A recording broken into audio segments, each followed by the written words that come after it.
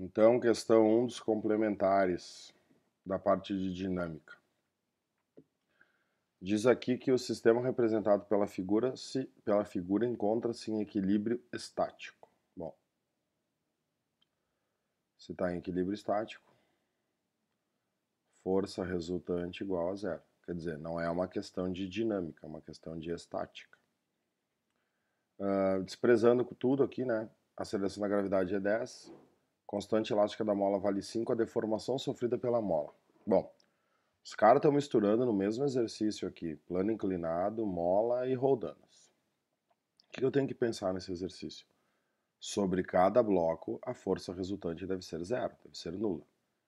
Eu tenho aqui um bloco de 5 kg num plano inclinado de 30. Como é que é o nome da força que puxa esse cara para baixo?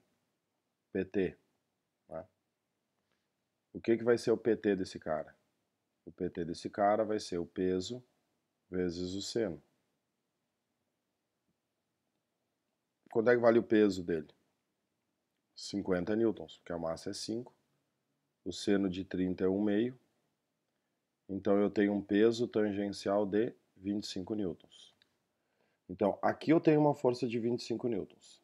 Se aqui eu tenho uma força de 25 newtons, aqui eu tenho que ter uma força de 25 newtons. A resultante vale zero. O que é isso? É a tensão, 25 newtons. Só que preso a esse corpo eu tenho uma rodana móvel. Essa rodana móvel divide essa força em duas partes. Então o que acontece aqui é o seguinte, se essa tensão aqui é 25, essa tensão aqui, ó, essa componente aqui também é 25. E essa componente aqui tem que valer 25. Conclusão, nesse corpo aqui tem uma força puxando ele para cima de 50 newtons, por causa da rodana móvel. Mas se a massa dele é 5 kg, existe uma força, vou trocar de cor aqui para fluir, tem uma força puxando para baixo, que é o peso dele, que também vale 50 newtons. Então, gente, esse corpo tem 50 para cima, 50 para baixo. Ele ficaria em repouso, ele ficaria parado sem a presença da mola. A mola está aqui sem fazer nada. Então a deformação dessa mola vale zero. A mola não serve para nada. Já aproveitando, vamos fazer a 2. Sobre uma gota de chuva atuam principalmente duas forças. Então vou desenhar aqui uma gota. Tem basicamente duas forças.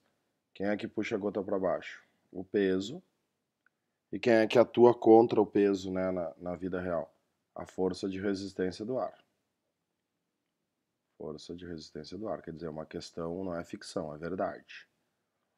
A partir de uma determinada altura h em relação ao solo, estando a gota com velocidade v, essas duas forças passam a ter o mesmo módulo. Gente, se a gota está caindo com uma velocidade v, se a gota está descendo com uma velocidade v, e nesse instante as duas forças passam a ter o mesmo módulo, a força resultante sobre a gota torna-se igual a zero. Conclusão, a gota entra em MRU.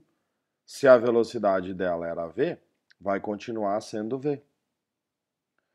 Considerando a aceleração da gravidade, quero afirmar que o módulo da força devido à resistência do ar não se altera desde o início da queda. Mentira.